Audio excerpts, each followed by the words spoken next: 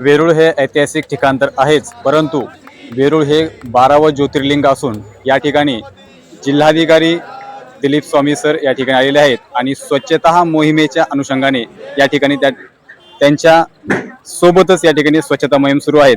काय आहे संपूर्ण माहिती आपण जाणून घेऊया। सर काय सांगाल?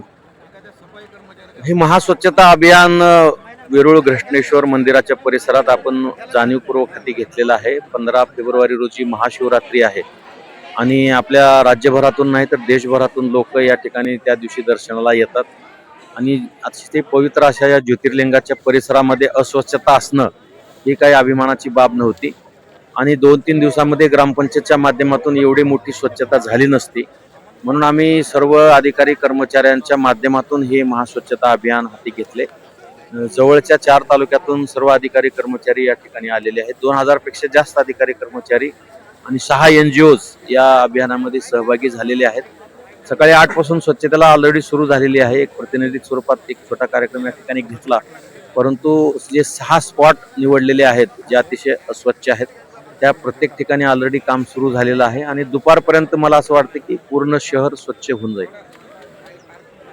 प्रदीर्घ काळापासून वेरूळ ही नगरी आपण बघू शकतो की अस्वच्छ होती, परंतु आज महाशिवरात्रीच्या पर्वाच्या अनुषंगाने या वेरूळचा कायापालट होणार हे निश्चित मानलं जात आहे। Ashok Adane, the Maharashtra news.